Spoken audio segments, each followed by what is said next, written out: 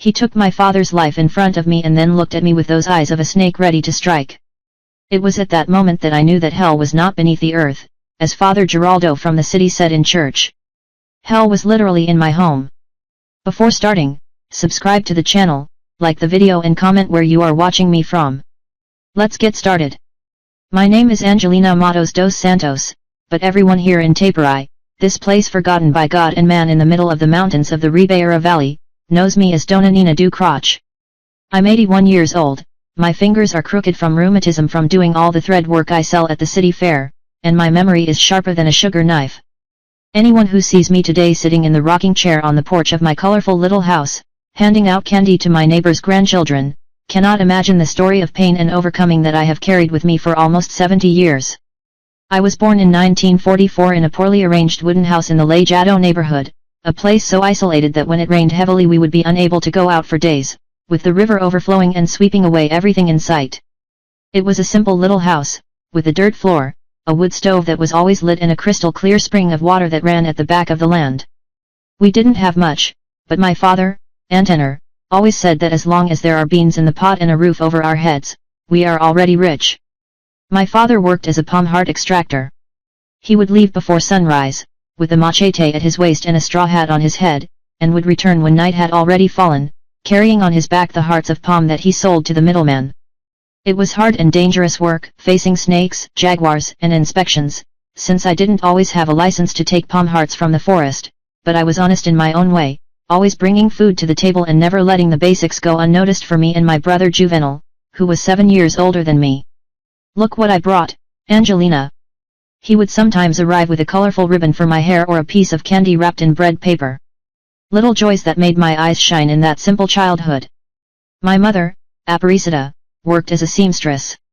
At first, she only served her neighbors, doing a patch here, adjusting a piece of clothing there, but she became known for her meticulous work and soon began receiving orders even from people in the city. That was when the opportunity arose to work in a clothing factory in São Miguel Arcanjo, a neighboring city that was almost 2 days away on the dirt roads of the time. She hesitated at first. She didn't want to leave us alone, but the pay was 3 times what she could earn sewing at home. It's just for a while, she said to me as she packed her clothes for the trip. I'll soon save up some good money and come back to stay with you. And who knows, I might even be able to buy a new sewing machine. In the beginning, she would come back every week, spending almost the entire Sunday on the trip, just to spend a few hours with us. Afterwards, the visits became more spaced out, every 2 weeks, then once a month. The roads were too bad, the journey was tiring, and there at the factory there was always more work to do, more money to earn. With my mother gone, the house was different. My father, who was already quiet by nature, became more withdrawn, sadder. My brother Juvenal, who had been acting a bit rebellious since he turned 15, started to become impossible to put up with. The fights between the two, which were previously rare, became routine. I need money, Dad. Juvenal asked almost every single day. I want to leave this backwater and go to Sao Paulo. Everyone is going to the capital. Only we are left rotting in this hole. And what are you going to do there, kid?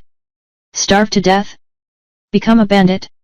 Here at least there is a roof over our heads and food. My father responded, always with the same firmness. Food? This swill that we eat, thin beans and flour every day. And what about that roof that gets everything inside wet when it rains? How long are you going to accept living in this misery, old man? My brother's words were like knives that cut deep into my father's heart. I saw in his eyes the pain of not being able to give his children a better life, the shame of being called a failure by his own blood. I, who was 11 years old at the time, didn't really understand Juvenal's whole revolt. For me, our life was simple, but it wasn't bad. We had food, we had each other, and I still managed to go to rural school 3 times a week when I wasn't helping out at home. If you've been following me this far, I'd like to ask you to leave a comment saying where you rewatching from. It warms my heart to know that there are people from all over Brazil listening to my story, even after so much time. And if you could leave that like, it really helps this channel reach more people who might need to hear that it is possible to survive even the worst nightmares. The fights got worse over time. My brother started leaving home, staying away for days without giving any news. He always came back smelling of cachaça, sometimes with money that we didn't know where it came from. New clothes, a watch, even a battery-powered radio. He showed up one day. My father was suspicious, he asked questions and there were more fights. Where did you get that, juvenile? Are you stealing? It doesn't interest you, old man. At least I can manage. I won't be like you and accept this life of misery. I once caught my brother rummaging under my father's mattress, where he kept the money from selling hearts of palm. When he saw me at the bedroom door, he came at me with a fury I had never seen before. If you open that little mouth of yours, I'll finish you off, understand? Don't even think about telling your father. I was so scared that I didn't say anything. A few days later, when my father went to get the money to buy groceries at Mr. Joachim's store, he discovered that half of what he had saved was gone. It was the biggest fight of all. It was you, wasn't it? Was it you who took the money, you thief? My father screamed, holding Juvenile by the shirt. Let me go, old man. Let me go, I didn't take anything from you. Liar. Who else could it be? Angelina is a child and only the three of us live in this house. It was the money to buy food for the month, you bastard. I thought they were going to kill each other right there. My father, always so calm, seemed possessed by a rage I had never seen before. My brother, cornered, denied everything, but his eyes told another story. I stood paralyzed in a corner of the kitchen, not knowing what to do, until my father finally let go of Juvenile and left, slamming the door, probably to avoid doing something even worse. That night, when my father came back, he was calmer. He sat with me on the edge of my bed before I went to sleep, like he used to do when I was younger, and said something I will never forget. Angelina, my daughter, there are people who are born with a good heart and there are people who are born with a heart full of darkness. No matter what we do, we can't change what's already there. Your brother. He's had this darkness since he was little. I've tried everything, but I can't reach him. Promise me that you will always stay on the side of the light, daughter, that you will never let the evil of the world harden your heart. I promised, without really understanding what he meant. Only much later would I understand the weight of those words. How much my father already knew that something terrible was brewing inside our house. The situation got worse when my mother sent a letter saying that she would not be home for a few more months. The factory had increased production, they were paying overtime and she wanted to save more money before returning. He sent some money along with the letter and some new clothes he had made for me. My father was devastated, but he didn't show it. He just kept the money under his mattress, along with the rest of his savings, and continued his routine. Juvenile, on the other hand, exploded when he found out. See? Even she can't stand this miserable life anymore. He preferred to stay away from us than to go back to this hole. Respect your mother, kid. She's working herself to death for you to give you a better future. Future? What future do you have here, father? It tells me I'll end up like you, carrying palm hearts on my back until my body can't take it anymore, living in a shack that doesn't even have a bathroom inside. The fight was so bad that Juvenile disappeared for almost a week. When he came back, he was different, calmer, almost friendly. He even helped my father with some chores around the house. He fixed the leaky roof, something he had never done before. My father was suspicious of this sudden change, but preferred to believe that perhaps his son was finally maturing. See, Angelina? People can change. He told me one night, as we ate rice and beans and a pumpkin he had grown in the backyard. Your brother is showing that he can be different. Little did he know that this calm was just the harbinger of the biggest storm our family would face. Juvenile had not changed. I was just waiting for the right moment, like those jaguars that my father said would stay quiet in the forest, watching their prey, choosing the exact moment to pounce. And the boat, when it came, destroyed forever the girl I was. The girl who still believed that the world could be a good place, that people could change, that tomorrow would be better than today. All of this died on a night of heavy rain, when the thunder drowned out my father's screams and his blood forever stained the dirt floor of our kitchen. But this part of the story, my dears, is what a human would never imagine would be possible. If you've come this far with me, hold my wrinkled hand and I'll take you through the darkest corners of my memory. Those that I tried to forget for so many years, but that remain here, engraved in my soul like scars that not even time can erase. It had been 3 days since my mother had written to me that she would only be back in another month. For 3 days my father walked around with his head down, working even harder, leaving before the rooster even crowed and returning when the night had already swallowed up every last ray of sunlight. For 3 days my brother Juvenal had been mysteriously calm, even helping around the house, something he never did. That night, the rain was falling so hard that it seemed like it wanted to take our little house away. The drops hit the zinc roof, making a deafening noise.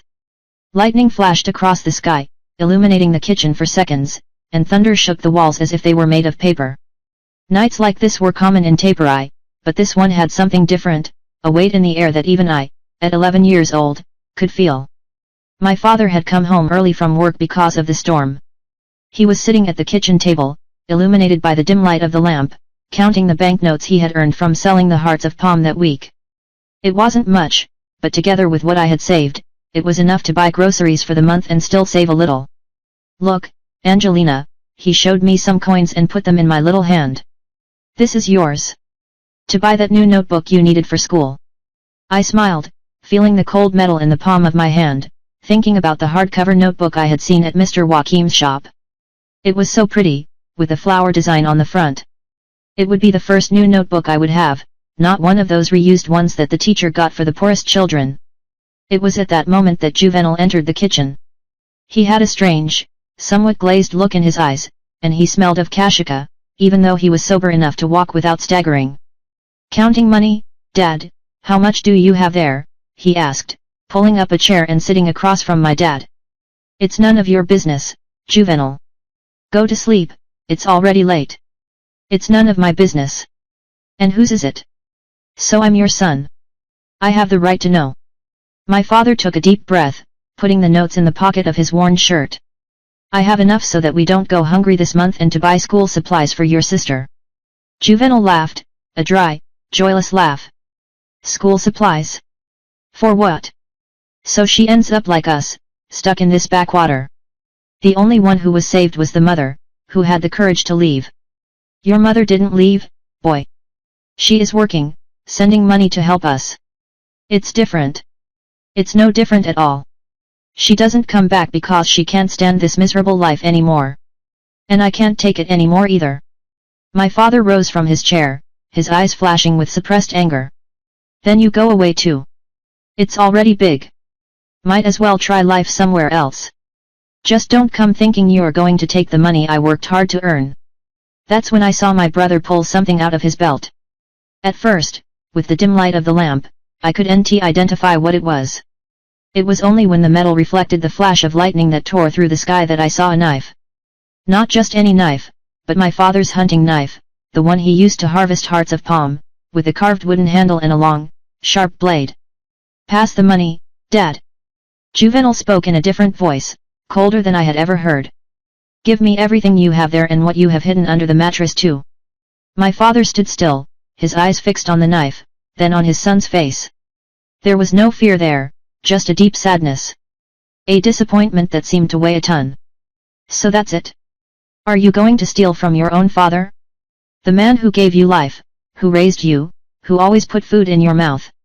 Stop the drama. It's not stealing, it's just taking what's rightfully mine. You were never going to give it to me anyway.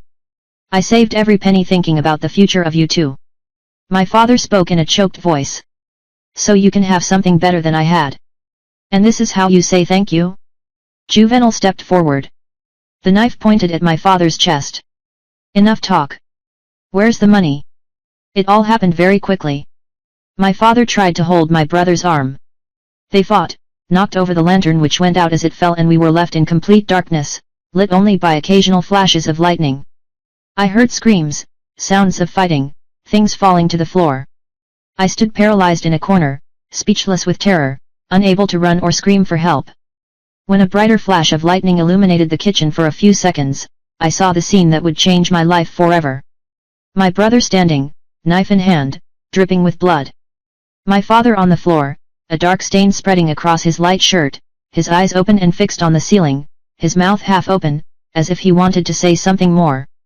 The thunder that came after the lightning swallowed my scream of horror. Juvenal turned towards me. Only then realizing that I was there the whole time witnessing everything. His eyes met mine. And what I saw there chilled me to the core. There was no remorse, no shock, just a calculating coldness, as if he had only killed a chicken for lunch, not taken his own father's life. "See what you made me do, Angelina," he said, his voice strangely calm. "It's your fault too. If you hadn't sided with him, if you hadn't always been snitching on me." I took a step back, leaning against the cold wall. I knew I needed to run, scream, seek help, but my body wouldn't listen. It was like being trapped in a nightmare, one of those where you try to scream, but no sound comes out. "Now it's just the two of us." He continued to approach slowly.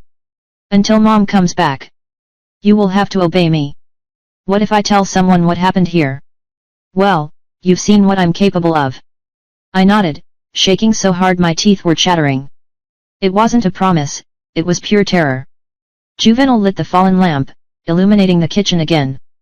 My father's body lay on the floor, his eyes still open, staring into space. I wanted to run to him, hug him, tell him I loved him, but my brother's gaze kept me rooted to the spot. "Go to your room and don't come out until I tell you to," he ordered, already bending down to rummage through my father's pockets. "I have to clean up this mess."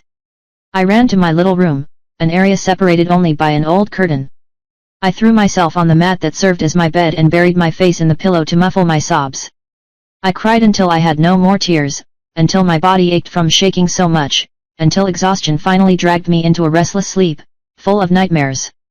When I woke up the next morning, for a glorious second, I forgot what had happened. It was just a nightmare, I thought. A horrible dream. But then I heard my brother messing around in the kitchen and it all came back like a giant wave suffocating me. I got up slowly and pulled back the curtain. The kitchen was clean, with no sign of the horror of the previous night. The floor had been mopped, the furniture arranged. It was as if nothing had happened there, except that my father was nowhere to be found. "Good morning, little sister." Juvenal spoke with disturbing normality. He was sitting at the table telling me money, my father's money. "Did you sleep well?" I didn't answer. My eyes scanned the kitchen, searching for some sign of my father, some proof of what I had seen. "If you're looking for your father, you won't find him," he said, noticing my gaze. "I buried him deep in the backyard, under that old guava tree. No one will look there." I felt my stomach churn. He spoke of our father's death as if it were the most natural thing in the world, as if he hadn't just killed the person who gave us life, who took care of us, who worked until his hands bled to give us the little we had. "Why?" It was the only word I could say, my voice so weak that I could barely hear myself. "Because he was in my way, because he would never give me what I needed. Because he always preferred you, the obedient little girl, Daddy's darling." There was so much hate in those words that I took a step back. How had I not realized before how much my brother hated not only our life, but me and our father as well? And now? What's going to happen? I asked, still unable to fully process the new reality I found myself in. Now we're going to live our lives until Mom gets back. You're going to keep going to school as if nothing had happened. If anyone asks about Dad, they'll say he went to work far away, logging in Rio Preto. And when Mom gets back, well, we'll say the same thing." He got up from his chair and walked toward me. Instinctively I stepped back until I felt the cold wall against my back. "And remember, Angelina," he said, holding my chin tightly, forcing me to look him in the eye. "If you tell anyone what happened here last night, I'll do to you the same thing I did to him. Do you understand?" I nodded, tears streaming silently down my face. "Good. Now wipe that face and go get some water from the spring." Life goes on. Life did go on, but it wasn't life anymore, it was survival in the rawest sense. Every minute in that house became torture. Every corner held memories of my father. Every object reminded me of him and every look from my brother reminded me that I was alone with a murderer. If you've been following me this far on this painful journey through my past, I'd like to thank you from the bottom of my heart. Sharing this story after so many years still hurts, but it also lifts a huge weight. Every comment from you gives me the strength to keep going. And if you could leave a like, it helps this channel reach more people who might need to hear that even in the darkest moments, it's still possible to find a way back to the light. In the days that followed, I tried to maintain a semblance of normality. I went to school, came back, did my chores. When the neighbors asked about my father, I repeated the lie that Juvenal had created. He went to work in a logging factory in Rio Preto. He'll be gone for a few months. Inside, I was slowly dying. At night, Lying on my mat, I cried silently, clutching my father's old shirt, which I had hidden under my pillow. During the day, I avoided being near my brother as much as possible, but in a small house like ours, it was almost impossible. Juvenal started drinking more, staying longer at home. I used my father's money to buy kashika to bet on the local lottery. Sometimes, he would come back bringing me strange gifts. A hair ribbon, a small mirror, things I didn't even want to touch, knowing where the money to buy them came from. As the days went by, I noticed that his gaze toward me was changing. It was no longer just a look of threat, of control. It was something different, something that made me feel dirty just being in the same room as him. Something that made my stomach turn and my heart race with fear. A part of me knew what was coming, and that part was already thinking about how I could defend myself when the moment came, because I knew, deep down in my soul, that the worst was yet to come. It was on a Thursday, almost 2 weeks after my father's death, that my worst nightmare began to come true. I had come home from school early because the teacher had to go to the city to solve some problems. The day was hot, muggy, predicting a storm later. When I got home, I found Juvenal sitting at the table from the kitchen, 3 empty bottles of kashika next to him, red eyes and a smile that chilled my soul. "You're early today, little sister," he said, his voice slurred by the drink. "Come here, sit here next to your brother." "I need to wash clothes at the spring," I replied, trying to escape. "It's accumulated. The clothes can wait. Come here." There was something in his tone that left no room for discussion. I slowly approached, keeping a safe distance, holding tightly the handle of the cloth bag where I carried the notebooks. "You know, Angelina." He began examining me in a way that made my entire body tremble with revulsion. "You're starting to look like your mother. The same eyes, the same way of walking." I took a step back, my heart pounding so hard I thought it would explode. I knew that look. It was the same thing I saw in older men when they looked at girls who already had a woman's body, even though they were only 13 or 14 years old. "You're my brother," I said, my voice weak with fear. "Stop it." He laughed, a laugh that held no joy at all. "So what? In this house the rules are now mine. Your father is no longer here to protect you. Your mother is far away. Who's going to stop him?" At that moment, I did the only thing I could. I ran. I ran out of the house as if the devil himself was after me, into the woods, anywhere that was far from him. I heard his screams calling me, then the sound of him stumbling and falling, probably too dizzy from the drink to reach me. I hid in the woods for hours, shaking with fear, wondering what would happen when I had to go back. The rain that had been threatening finally came, strong, merciless, leaving me soaked to the skin. Even so, I preferred to stay there underwater than to go back to that house that had once been my home and had now become my prison. I only went back when it was completely dark, hoping that Juvenal had drunk so much that he had passed out. Luckily, that's what I found. He was lying on the bed, snoring loudly, smelling of kashika and sour sweat. And I locked myself in my little room, pushing a heavy trunk against the curtain that separated us, knowing that it wouldn't protect me from true, but giving me a false sense of security. That night I didn't sleep. I stared at the straw roof, thinking about how to escape, how to survive. I thought about my mother, who was supposed to be back in a few weeks, if the letter she sent was true. Would I be able to hold out until then? And even if I did, would she believe me when I told her what Juvenal had done to his father? Or would she side with him, who had always been her favorite? The next morning, Juvenal woke up with a terrible hangover, vomiting in the backyard, cursing the world. I took the opportunity to escape early, before he even realized I was leaving, and went to school. There, at least, I felt safe, far from his clutches. It was at school, sitting in a corner of the courtyard eating my snack, that I began to make a plan. I couldn't keep living like that, waiting every day for the worst to happen. I needed to defend myself, I needed to do something. "Are you okay, Angelina?" Professor Aurora asked me, noticing my silence, the deep circles under my eyes, the way I was scared of anything. Louder noise. "Yes, it is, teacher. I just miss my father," I replied. The lie was already coming out easily after repeating it so many times. "It's normal, dear. Working far away isn't easy for anyone, but he'll be back soon, right?" I nodded, swallowing back my tears. If only she knew the truth, if only I could tell her, but the fear was greater, the fear that no one would believe it, the fear of what Juvenal would do to me if he found out I'd opened my mouth. I went home as late as I could, taking the longest route, stopping to pick some berries, looking for any excuse not to arrive. When I finally couldn't put it off any longer, I walked in slowly, expecting the worst. Juvenal was strangely calm. He'd even made some food. Rice and beans, half raw, but still eaten. "Angelina," he said when he saw me come in. "Come eat. I made us dinner." I was suspicious of his sudden kindness, but I was so hungry that I sat down and ate in silence, always keeping my eyes on the plate, avoiding meeting his gaze. "Sorry for yesterday," he said after a while. "I was drunk. I said something stupid. You're my little sister. I shouldn't have said those things." I wanted to believe.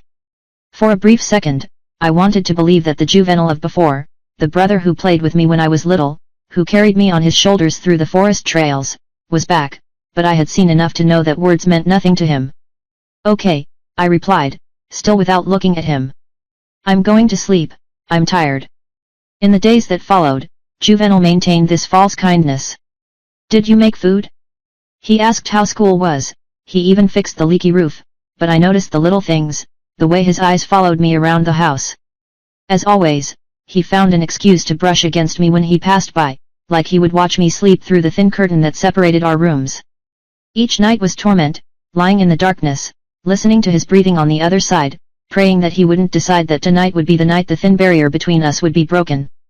Ah, my dears, how difficult it is to talk about these things even after so much time. My heart still tightens, my hands still tremble when I remember, but I need to tell you, I need to get this poison out that has been kept inside me for decades. It was on a Saturday night that the inevitable happened. Juvenal had gone out during the day. He came back late, smelling of kashika, as always. I was already lying down, pretending to sleep, when I heard him pull aside the curtain in my room. "I know you're awake, Angelina," he whispered, his voice thick. "Stop pretending." I stood still, my heart pounding so hard I was sure he could hear it. I felt his weight, making the mat dip as he sat down next to me. "Are you avoiding me, little sister?" "Why? It's just the two of us now. We have to take care of each other." His heavy hand touched my arm and it was as if I had received an electric shock. My whole body reacted with revulsion. "Leave me alone, Juvenal," I said, my voice shaking, moving as far away as I could. "Don't be like that," he insisted, his hand now gripping my arm tightly. "I'll take care of you. I give you food, shelter. This is how you say thank you, please," I begged, tears already streaming down my face. "I'm your sister. It's wrong." His hands came up to my neck, squeezing lightly in a clear threat. "It was wrong that you were born and stole all of your father and mother's attention. It was wrong for you to always be the darling, the protected one. Now it's my turn to get what I want." That's when something snapped inside me. That paralyzing fear I felt gave way to an immense rage, a fury I had never experienced before. In the dark, my hand felt around and found the old scissors I used to cut scraps. In one swift movement, I aimed at his arm and plunged it with all my strength. The scream that Juvenal gave must have woken up even the owls in the forest. He jumped back, holding his bleeding arm. "You underscore, I'm going to kill you for this." I took advantage of the moment and ran. I ran out of the house, into the darkness of the night, into the middle of the woods, not caring about the thorns that tore my bare feet, the branches that whipped my face. I ran until I was out of breath, until my legs gave out and I fell to my knees in the damp earth. I spent the entire night hiding in a small cave that I had known since I was a child, shivering with cold and fear, wondering what I would do when dawn came. I couldn't go home, that was for sure. Juvenal would kill me after what I did. I couldn't go to the village. Everyone would ask questions that I couldn't answer. I couldn't go to the police. In my childhood mind, I thought I was to blame for my father's death, since I hadn't done anything to prevent it. It was there, in that dark cave, hungry and cold, that I made the most difficult decision of my life. I was going to run away, leave everything behind and try to get to my mother in São Miguel Arcanjo. I had no idea how I would do it, but anything was better than going back to that house. When the sun rose, I came out of hiding and walked to the main road. Decided to follow the direction that I thought was São Miguel. I walked all day, my feet bleeding, my stomach growling with hunger, stopping only to drink water from the streams and eat some wild fruits that I recognized as safe. At the end of the day, exhausted, I took shelter in an abandoned hut in the middle of the forest. I was so tired that I fell asleep immediately, lying on the hard floor, using my arm as a pillow.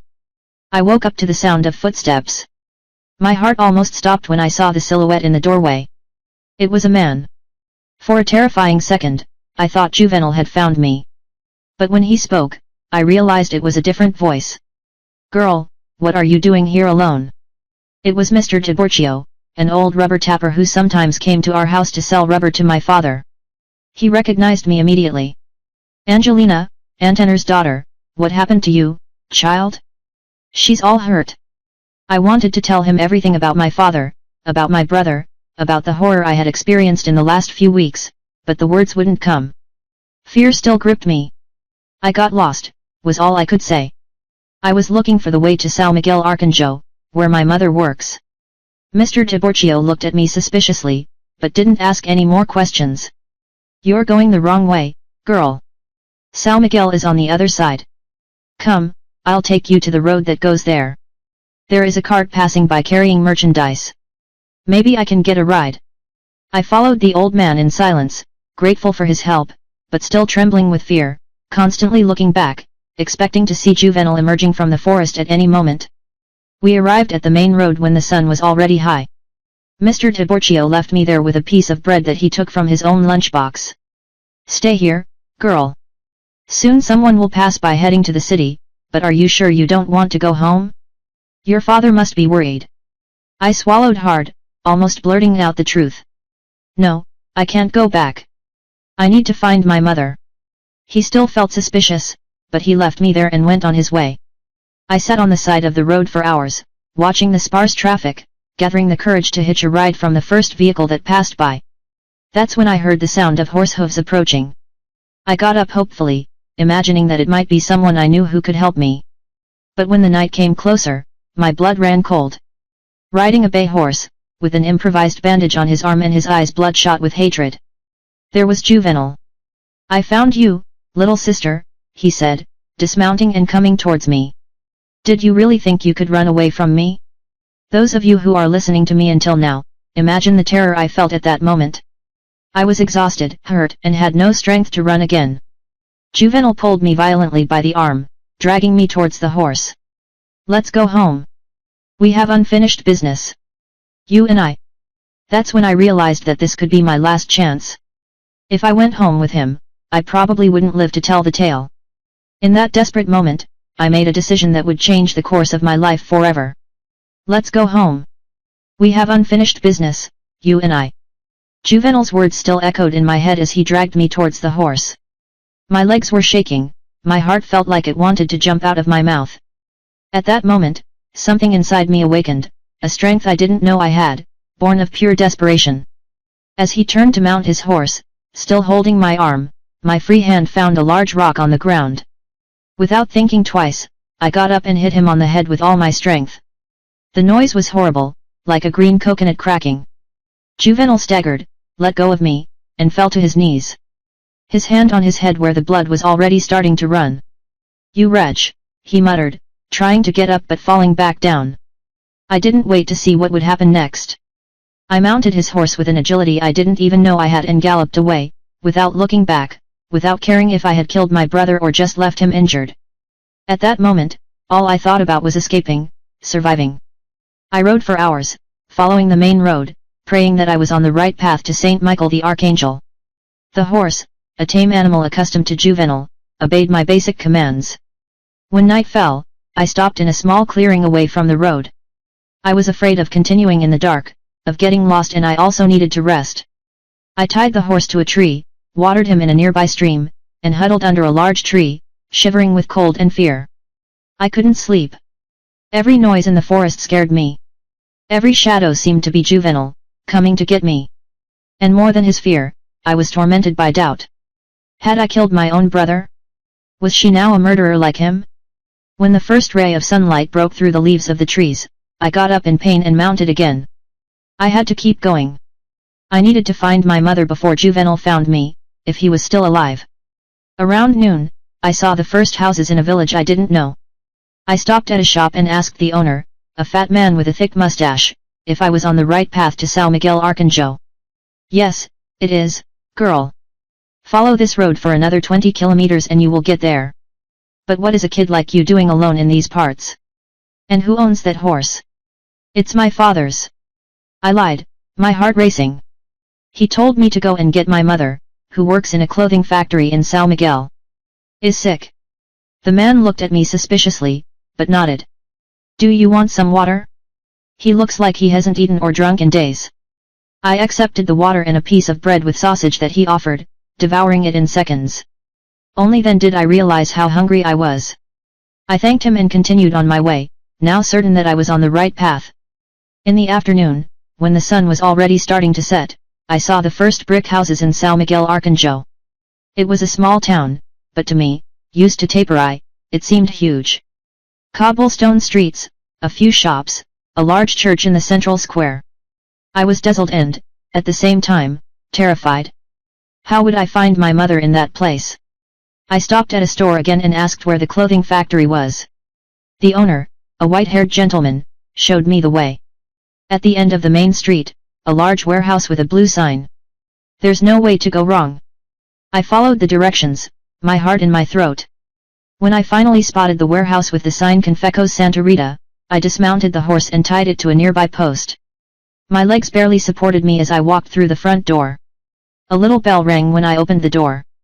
A young woman came to help me, frowning when she saw my condition. Dirty, hurt, with torn clothes. Can I help you? She asked suspiciously. I'm looking for my mother, Aparecida Matos. She works here. The girl's face lit up with a smile. Oh, Mrs. Saida, of course, she's in the back. Do you want me to call her? I felt like she was unable to say anything else. The emotion of being so close to my mother, after everything I had been through, left me speechless. The girl disappeared through a back door and a few seconds later I heard the voice I wanted to hear most in the whole world. Angelina, my daughter. And there she was, my mother, thinner than I remembered, with deep circles under her eyes, but still the most beautiful person I had ever seen. I ran into her arms and burst into tears, sobbing so hard it felt like I was going to break in two. What happened, daughter? Why are you like this, all hurt? Where are your father and your brother? It was time, the time to tell her everything, to pour out all the horror I had experienced in the last few weeks. But the words wouldn't come. How could I tell my mother that her oldest son had killed her husband? That he had tried to kill her? Abusing her own sister? That I might have killed my brother with a rock to the head? Calm down, daughter. She said, hugging me tighter. Let's go home where I'm staying. There you can tell me everything. The house was a small room in the back of the factory, with a single bed, a small stove and a tiny bathroom. Even so, it seemed like a palace compared to the horror I had left behind. Mom heated water, bathed me like she had when I was little, took care of my wounds, gave me hot food. Only later, sitting on the edge of the bed, did she hold my hands and ask, "Now tell me, daughter, everything." And I told her, my voice broken by sobs, about the increasingly worse fights between my father and Juvenal. I told her about the night of the storm, about the knife, about my father's blood staining the kitchen floor. I told her about the days of terror alone with my brother, about his threats, about the night he tried to touch me. I told her about my escape, about the stone thrown, about my journey desperate until I found her. When I finished, my mother was pale as a ghost, her hands shaking, tears streaming silently down her work-scarred face.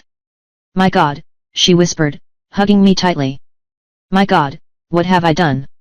What did I do leaving you alone with him? She had always known that Juvenal was troublesome, sometimes violent, but she had never imagined it could go so far. The guilt I saw in her eyes was almost unbearable. It's not your fault, Mom, I said, holding her hands. Didn't you know? No one knew. That night I slept hugging my mother in the narrow bed, physically and emotionally exhausted, but for the first time in weeks, feeling safe. The nightmare was over, or at least that's what I thought. The next morning, loud knocks on the door woke us up. Mom opened it and found two men. One of them was the town chief, the other a police officer. Behind them, pale and with his head bandaged, was Juvenal. Dona Aparecida, the chief said, taking off his hat. Your son here has made a serious complaint. He says that your daughter stole his horse and tried to kill him with a stone. My world fell apart again. Juvenal had found me, and worse, he had gotten there before me, making up his version of events. Of the story. Officer, my mother spoke with a firmness I never imagined she had. My daughter came here yesterday and told me a very different story. She said her brother killed her father, my husband, and then tried to abuse her. The officer looked from Juvenal to me, frowning. These are very serious accusations, ma'am. Do you have proof? I have my daughter's testimony. And if you go to our house in Taperai, you will find my husband's body buried under the guava tree, in the backyard. Juvenal's face contorted with hatred. Are you lying? That pest is making up a story. I would never do that. The officer raised his hand, asking for silence. Let's all go to the police station. This needs to be investigated properly. The hours that followed were the longest of my life. Sitting in a small, stuffy room at the police station, I told my story once again, every detail, every horror. The officer listened, taking notes, his face impassive. I'm going to send men to Taperai, he said when I finished. If they find the body like you said, your brother will be charged with murder. In the meantime, you two stay here in the city. I spent 3 days in agony waiting for news. Juvenal was locked up in a cell at the police station, and I was terrified that he would escape, that he would come after me again. I couldn't sleep, I couldn't eat. Every noise in the street made me jump. On the 4th day, the police chief appeared in the little room where we were staying. His face was grave. We found the body exactly where the girl said. It was buried under the guava tree. My mother collapsed into a chair, her hands on her face, sobbing. I stood paralyzed, a mixture of relief and horror. On the one hand, they had believed me. Juvenal was going to pay for what he did. On the other hand, the confirmation of my father's death made everything too real, too painful. What happens now? My mother asked between sobs. Your son will be transferred to jail in Sorocaba, where he will await trial. He is a minor, he is 16 years old, but he will be held accountable for the crime he committed as an adult. The penalty for double qualified homicide can reach 30 years. 30 years? That number echoed in my head. Juvenal would be imprisoned until he was an old man. I should feel vindicated, relieved. But what I felt was just an enormous emptiness, a sadness that seemed to have no end. We had lost everything. My father was dead. My brother was going to spend his life in jail. Our home in Taperai was now tainted with memories too horrible to return to in the months that followed. Mom and I tried to rebuild our lives. She continued working in the factory and I started helping too, learning how to sew. We slept together in the back room, saving every penny so that one day we could rent a little house of our own. Juvenal's trial took place almost a year later. It was the first time I had seen him since that day at the police station. He was thinner, paler, but the look of hatred remained the same. When he saw me entering the courtroom, his eyes narrowed and he muttered something I couldn't hear but could read on his lips. I'll get you one day. Those words chilled my soul.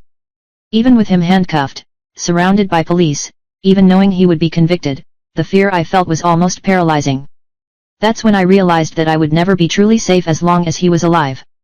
And it was at that moment, sitting on the hard bench of that courtroom, that I began to plan my true revenge. It was enough for him to be arrested, it wasn't enough for him to pay for his crimes in jail. I wanted him to suffer like he had made me suffer. I wanted you to feel the same fear, the same helplessness, the same despair. The night after the trial, where Juvenal was sentenced to 25 years in prison, I returned to our little room and began to draw up my plan. It was a long plan that would require patience, determination, and a kind of coolness I didn't even know I possessed. First, I needed to become financially independent. I started working more hours in the factory, learning all the secrets of sewing. Then I started doing extra work at night, sewing custom clothes for the wealthy ladies of the city. My natural talent with a needle and thread soon made me known, and within a few years, at 18, I had saved enough money to rent a small house for my mother and me. At 20, I opened my own sewing shop, a tiny space in the city center. At 22, I already had 3 employees working for me. At 25, I bought my first home, a 2-story building with a balcony, something I never imagined owning. All this time I kept an eye on Juvenal's whereabouts. Every 6 months I went to Sorocaba and checked if he was still in jail. I discovered that he was a problematic prisoner, always getting into fights, always in solitary confinement. When I turned 27, I learned that Juvenal had been transferred to a maximum security prison in Sao Paulo, after trying to kill another inmate. That news should make me happy. He was even further away, even more restrained, but it only increased my determination. My plan was just beginning. If you've been following me this far on this dark journey, know that the worst, or best, depending on your point of view, was yet to come. The real revenge, the one I had meticulously planned for years, would only come when Juvenal thought he was finally free, when he thought he had escaped his past, when he believed he could terrorize me again. Time passed, marking its relentless rhythm on my wrinkles, on my hair, which was beginning to show the first white strands. Mom got sick. A lung disease that doctors said was caused by the fabric dust he breathed in for years in the factory. I cared for her until the end, watching that strong woman slowly wither away until one night she simply didn't wake up anymore. Her death left me empty for months. It was as if the last link to my previous life had been broken. All that was left was Juvenal and my plan for revenge, which had become the reason for my existence. It was when I turned 35 that I received the news that I had feared so much and at the same time awaited with morbid anxiety. Juvenal had been granted parole for good behavior. After serving just over 20 years of his sentence. My heart raced as I read the official letter. After so many years, he would be free. Free to return. Free to fulfill the silent promise he had made in court. So many years ago. But I wasn't that scared 11-year-old girl anymore. She was a successful, respected woman with resources and contacts. And, most importantly, I was ready for him. The news of Juvenal's parole fell like a stone in my stomach. 20 years had passed since that terrible night, but the fear I felt when I read that official letter was as real as the day I first fled. Only now everything was different. I was different. Saint Michael the Archangel had become my home. From a modest seamstress, I became the owner of the largest clothing factory in the city, Atelier Angelina. He had a beautiful house on the main street, respect from the community and something Juvenal would never have expected, influence. Years of hard work earned me not only money, but connections with powerful people in the region, the mayor, the police chief, judges, everyone knew and respected me. For 2 decades, in addition to building my business, I have strategically cultivated these friendships. I always knew that one day Juvenal would be released from prison and I wanted to be prepared. Every dinner I hosted for dignitaries, every donation I made to the mayor's campaign, every party dress I sewed for free for the police chief's wife, it was all part of my plan. The letter said that Juvenal would be released the following week, on a Wednesday. It also stated that, as a condition of his parole, he would need to regularly report to a court officer and could not leave the state of Sao Paulo. What the letter didn't say, but I knew from my sources, was where he would go after his release. I got this information from the son of the former São Miguel police chief, who now worked in the state penitentiary system. According to him, Juvenal had given a cheap boarding house on the outskirts of Sorocaba as the address for his parole. Apparently, he had made some contacts during his years in prison, people who promised to help him when he got out. I imagined 1,000 different scenarios. Juvenal could simply start a new life far away, forget the past, never look for me again. But I knew my brother. Hatred was the only thing that sustained him, the only emotion he truly understood.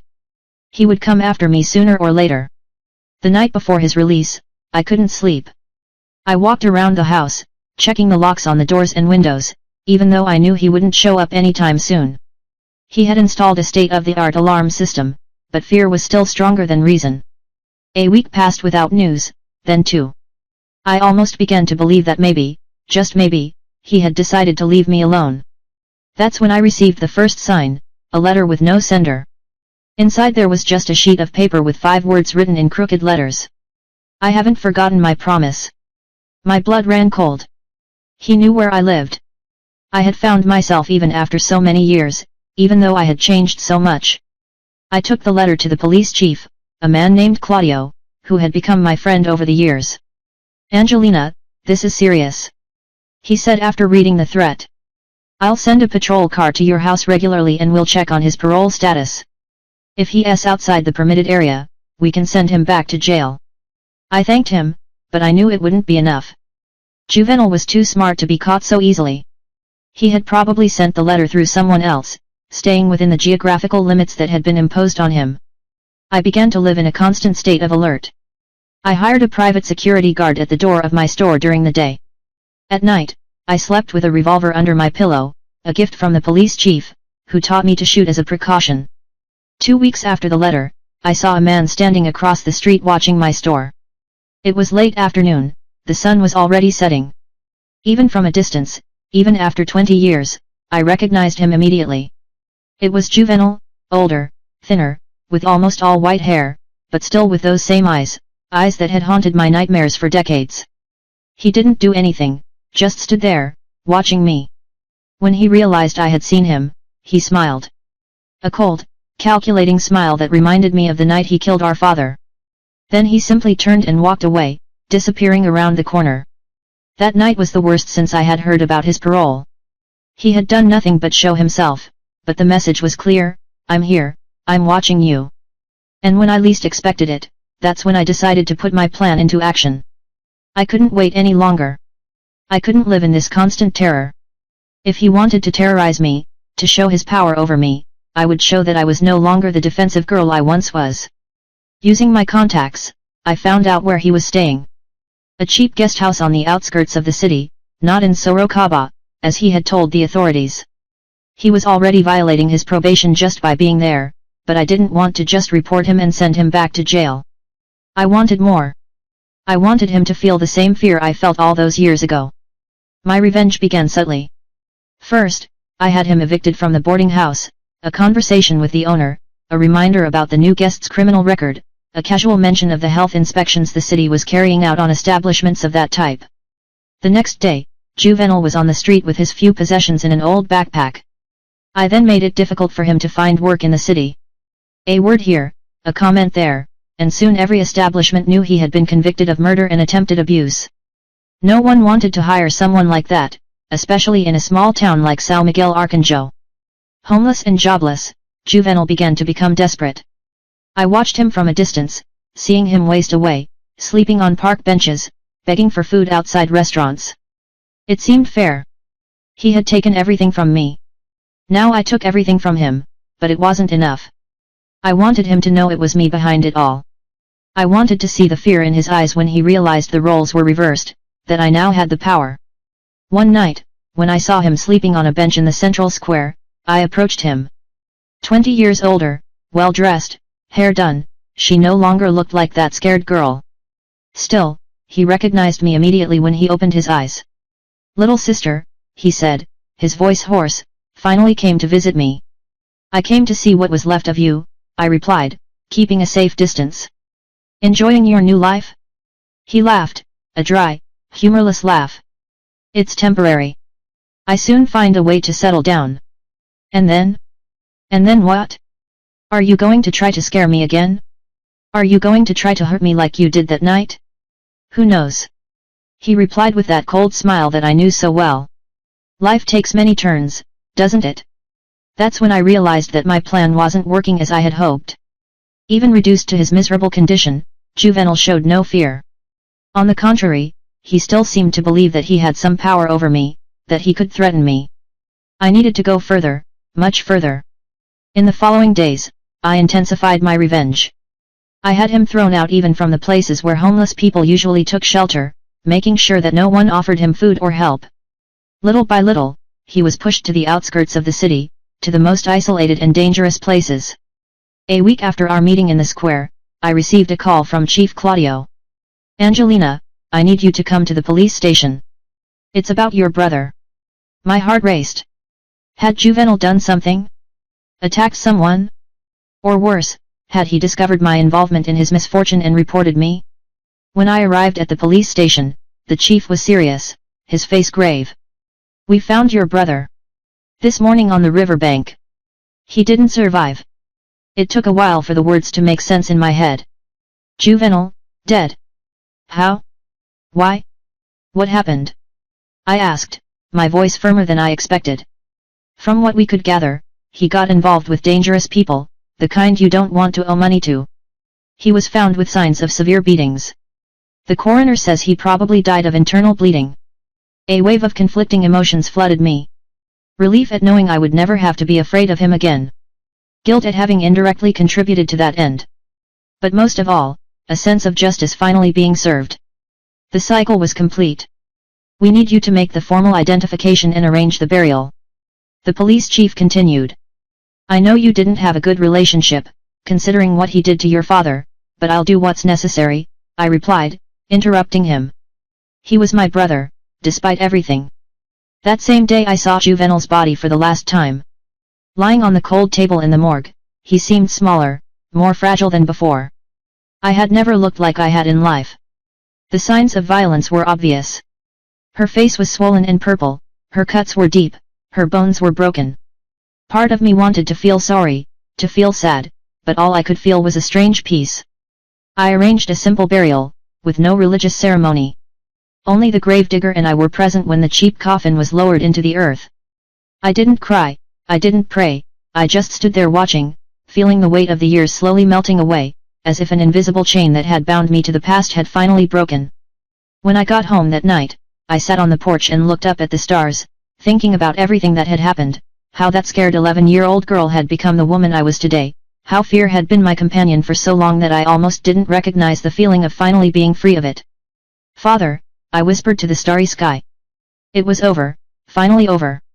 In the months that followed, I surprised myself with how I felt. There was no euphoria that I had imagined I would feel when Juvenal finally died. I was about to leave my life. Instead, there was a stillness, an acceptance, as if a very long and painful chapter had finally come to an end, allowing a new one to begin. I returned to focusing on my business, which I had somewhat neglected during those turbulent weeks. I began to participate more in community life, to open up more to people. I even began to think about something I had never considered before, a family of my own. At 35, many would say it was late, but for me it was as if life was just beginning. It was at a church party that I met Sebastião, a widower a few years older than me, with 2 grown children. He was a gentle man, calm, completely different from the men I had known throughout my life. Something about him, perhaps the way his eyes seemed to smile, even when he was serious, or the way he listened attentively when I spoke, captivated me immediately. Our courtship was slow, respectful. He never pressured, never demanded more than I was ready to give. When he proposed, 6 months later, I felt a mixture of happiness and fear. Would I be ready to share my life with someone after everything I had been through? Would I be able to trust another person that much? But Sebastião was patient. You don't have to answer now, he said. Think about it for as long as you need. I'll be here waiting. A month later, I accepted. The wedding was simple, just close friends and his family. I began a new phase of my life, slowly learning how to be a wife, how to be a stepmother, how to be part of a family again. I never had biological children. The doctors said that the physical and emotional traumas of my childhood had left irreversible scars in that sense, but Sebastião's children accepted me as part of the family, and over time, grandchildren came along and filled our home with joy. The years went by, wrinkles appeared, gray hairs multiplied. Sebastião passed away before me almost 10 years ago from a heart attack while he was sleeping. It was a painful loss, but different from the lacerating pain I felt when I lost my father. It was a mature pain, a longing that coexisted with gratitude for the years we had together. And now, at 81 years old, sitting in this rocking chair, watching life pass by my window, I think about everything I've experienced, the terror of those days in Taperai, the long journey of reconstruction, the revenge that in the end didn't go exactly as I planned, but that brought the closure I so needed. I've learned that life rarely follows the path we plan, that pain can break us or make us stronger, depending on what we choose to do with it. That even in the most desperate situations, there is always a way out, there is always a tomorrow. My dear friends who have accompanied me so far on this painful journey through my past, I thank you from the bottom of my heart for listening to an old lady unburden herself of memories she carried for so many decades. If this story touched your heart in any way, please leave a like so that others can get to know her too. If you can, subscribe to the channel to follow other stories of women who, like me, found strength where there seemed to be none. And don't forget to join our WhatsApp group. The link is in the video description. There we share real stories daily of other ladies who, like me, carry invisible scars, but they found their way back to the light. Life is not always fair, my dears, but it always gives us the chance to rewrite our own story, to find beauty even after the deepest darkness. With love, this old lady who learned that true revenge is not in causing pain to those who hurt us, but in rebuilding our lives so beautiful and full that the past loses its power over us. I am Mrs. Nina of Crochet. I thank you for listening to me. May God bless each one of you, and may there never be a lack of love and protection for our children, who are the greatest future in the world.